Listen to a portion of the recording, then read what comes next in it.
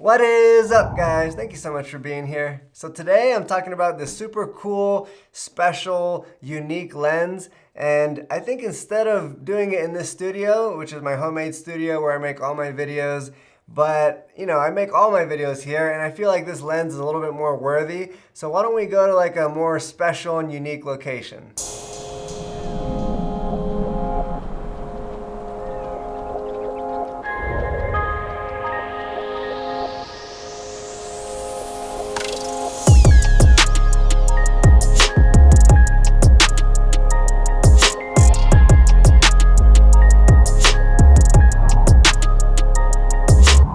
I told you guys that we needed to go to a special and unique place for this video, and I'm not going to really tell you where it is because I thought it would be more fun if you guys tried to guess in the comments down below where I'm at. Anyways, I don't normally wear sunglasses, but I figured I would just pick these up because we've been out in the desert for like days, and everywhere we go it's just like bright sunlight all day. So I picked up some cheapy sunglasses from the gas station or something. Anyways, let's get on with this review. So I'm going to go over the specs of the lens first. So this is a 70 to 350 millimeter lens, which is equivalent on a full frame to 105 to 525, which is just ridiculous. If you've never looked through a lens like that, I mean, it's not like any other lens that you'll probably use because it just gives you such a different kind of look and you can get so zoomed in on things, which is pretty fun. But anyways, so it's a 70 to 350 millimeter lens, and it's a variable aperture with a minimum of 4.5 or 6.3 depending on whether you're zoomed in all the way or not. So if you're at 70 millimeters, you can use the 4.5 aperture, or if you're all the way zoomed in, then the lowest you can go is 6.3. This lens has OSS, which is optical steady shot, and then it also comes with a lens cap, which all of them do pretty much, and then it also comes with a lens hood. And so I'll just kind of show you guys what it looks like.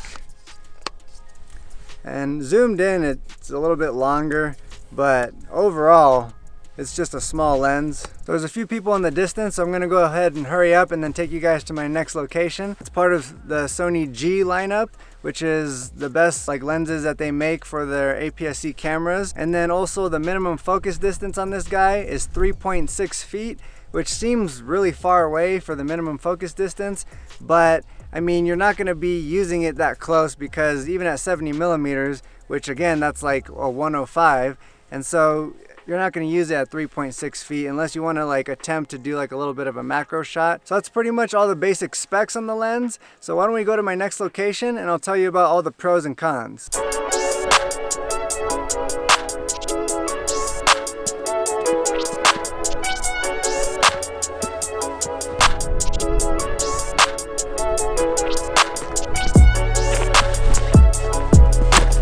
Alright guys, so it's way too hot for this beanie. Oh, my head probably looks all funny. Been wearing that beanie all morning because it was actually cold this morning, but anyways, so if any of you guys want to try and guess where I'm at, just let me know in the comments down below. I'm guessing that maybe some of you guys will know, but you won't know the exact location within that region that I'm in. But yeah, if you want to guess, let me know in the comments down below. But it's another really cool spot. Let's go ahead and go over some of the pros and cons with this guy. I'll go over all the pros first, and then I'll go over the cons. So first of all, I'll say that it's a pretty sharp lens. It's not the sharpest lens that I own, but it's definitely sharp enough to consider that one of the pros of this lens. And that's for video and photos, not just one or the other. I've used it for both, and it's plenty sharp for both of them, especially considering how far you're reaching out like that. Sometimes things tend to kind of just get a little softer. And so it still happens a little bit when you're all the way zoomed in, but if you have it on a tripod and all that, it's still very sharp. As for the second pro, I'm gonna go ahead and say the fact that it has OSS. Now that's optical steady shot, and so it helps stabilize your photos or footage, which obviously with a long lens like that, I mean, you wouldn't really be able to use it fully zoomed in if it didn't have the optical steady shot, unless you're just on a really solid tripod and there's not much wind, just because, I mean, handheld especially, if you want to zoom all the way in, it's just gonna shake no matter what because it's so zoomed in and you're looking so far away, because this is, like I said before, it's equal to up to 525 millimeter lens on a full frame, which is just, that's a lot of zoom. And so any little movement, you're not physically capable of holding it completely still. So the OSS is a must, so obviously that's a pro. Now, as for the next pro, I'm gonna go ahead and say the overall build quality. Now this is one of Sony's G cameras. There's a bug on me. But anyways, yeah, so this is one of Sony's G cameras, which is as good as they get for the APS-C cameras, and because they don't have any of the G Masters, but this is like their next best lineup. And so if you can get one of these, you're still getting very high quality build, and you get the custom button right here. You have the autofocus and manual focus switch, so you can just switch it there. You've also got the OSS, and I'm not really an expert at using these super long lenses to get really sharp like landscape photos, but I've also watched a bunch of videos myself, and I've heard that the reason this has that is because when you are super zoomed in, sometimes the OSS will actually keep you from having a super sharp photo. So it can help you get the sharp photos, but then in certain situations you'll want to turn it off. And so anyways, you want to do your own research on that, but that's another nice feature that you can just do that on there. I'm gonna go ahead and take off the lens hood so I can show you that the actual the zoom ring, so it's got a lock on there for the zoom ring, so that way, because when you zoom in all the way, it extends out, and it does become a little bit bigger obviously, but it's still not super big considering as 350 millimeters, which is equal to 525 millimeters on a full frame, like I've said before. But anyways, that's tiny. If you got a 525 millimeter lens on a full frame camera, it would be significantly larger than this. The fact that it has this lock is just so that if for some reason you have it on your camera but you're out hiking and it's hanging from your chest or something, after many years or something of using it, this might get a little bit looser, and this kind of just keeps it in place. And as for the actual feel of the zoom ring, it's really smooth. You got a nice like rubberized texture here, and yeah, so that feels nice. And the same goes for the focus ring. I would say the focus ring is a little bit easier to move, and the zoom ring, probably because it's pushing out all this glass, it's a little bit, harder to move, takes a little bit more force, but they're still both very smooth. So yeah, just the overall build quality is fantastic. I mean, it's top notch for what you can get on an APS-C camera. And kind of just to go a little bit further on talking about the size, I mentioned it a little bit when you're all the way zoomed in, but just the overall size of this lens and weight is pretty dang small for what you're getting. Once again, if you were to get that on a full frame lens, it would be enormous. And so I think this little thing, and I don't have big hands, but you can see that's not very big. And even the look of the thing just looks awesome, at least in my opinion.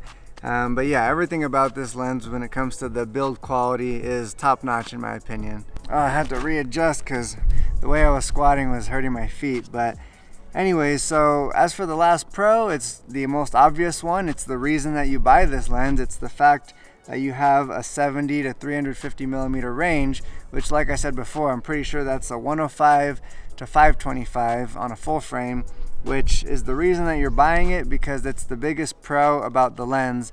The fact that you have that much range, I mean, that covers all the telephoto that you need. So those are all the pros that I can just think of off the top of my head from using it.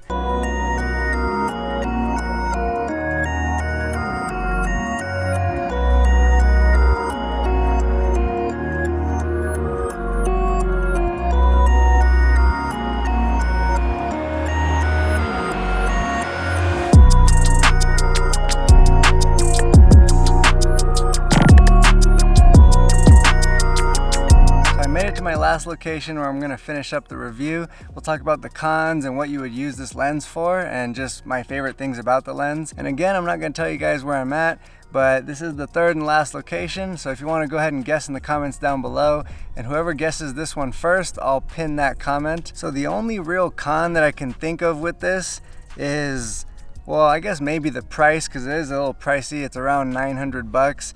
But it's not really a con to me, because for what this does and the amount of range that you're getting, it's not really a con. So I'm not going to consider that a con, especially if you find it used like I did. I only paid like 700, I think, or maybe 7 something. So the only one real con that I have is the fact that it's a variable aperture and that it's only a 4.5 to 6.3. So when you are all the way zoomed in, you only can go down to 6.3 on the aperture, which the only thing that sucks about that is when you're trying to do stuff in low light or even medium light, it's just really dark on there, and so you have to open up the aperture. But since you're so zoomed in and you can't open up the aperture all the way, then you have to like open up your shutter speed. But then that's kind of a problem, because if you're so zoomed in and you're going down to like a 1/20th of a shutter speed, or even 1/50th, but you're zoomed in at 350 millimeters, you can get a little bit of blur there and it just won't be as sharp. So it can be a little bit difficult to try and work around that and figure out what you're gonna do. For the most part, you just wanna use this with a tripod if you're gonna be doing any long stuff. So if you're gonna be all the way zoomed in, or even like using half the zoom on this, you're still gonna wanna use a tripod, so that way you can get enough light, unless you're just in a very bright, well-lit location. And as for why I really love this lens, it's just because of the compression that you can get with that. And so you're not just gonna use this to be able to zoom in on like a bird that's far away. Unless you like bird photography or animal photography, then yeah, you're gonna use it to be able to get up close to something that you wouldn't normally be able to get up close to. But also just for like street photography, or even just creating that compression, which what that does is, say you have a big mountain behind you, you can use this and have a subject standing wherever, and then it'll really make that mountain behind them seem a lot closer and bigger and even larger than it does in person. And same with like street photography. Say you're going down a long street, you're just taking a shot down a long street, it's gonna make all the buildings and signs and cars look closer together, and it just creates like a certain look that you can't get with anything else. No matter what other lens you're using, if you don't have a 350 millimeter lens, you're not gonna get that look. So just for the fact that you can get that kind of compression and just be able to zoom in on things and create that awesome creative look that you wouldn't get with like a different kind of lens, even just your normal telephoto like an 85 or 100, it's still not gonna look anything like this. So if you want to be able to get those like unique photos or unique video that's just kind of stands out from the rest, then I definitely recommend picking up this lens. But if you're the kind of guy who just wants to shoot mostly wide or whatever, then this really isn't for you. Or if you're just doing like simple portraits, this is probably more for like landscapes or like wildlife photography or bird photography. Or if you want to do that city photography that's very compressed, like I was explaining. But that's the kind of thing that you'll buy this for. But if it's not worth the $700 or $900 that you're going to spend on it, because you just don't think you're going to use it often enough, then, you know, obviously I'm not going to tell you to go out and get it. But like I said, if you want that compression and you just want that different, more unique look, I mean, Again, it gives you a look that you can't get with any other lens, because it just zooms in so much. Hope you guys enjoyed the video. Hope you enjoyed going on this adventure with me to all these different locations. And don't forget to guess in the comments like the 3 different places that I was at, because I'm just curious to see who all knows. Maybe some of you have been there. But yeah, I hope you guys had fun coming along on this trip with me. I definitely had fun filming it. My knee's getting a little bit tired. But yeah, hope you enjoyed it, and definitely subscribe if you're not already, because I do a lot of lens reviews and just like photography and videography type stuff. Also, if you can go ahead and hit the like button, it's like a really small, simple thing that you can do that really helps out my channel. So if you enjoyed this review and you got something out of it, go ahead and smash that like button. And thank you guys so much again for watching, and I'll catch you in the next video. Get off of me, bug. Get off of me.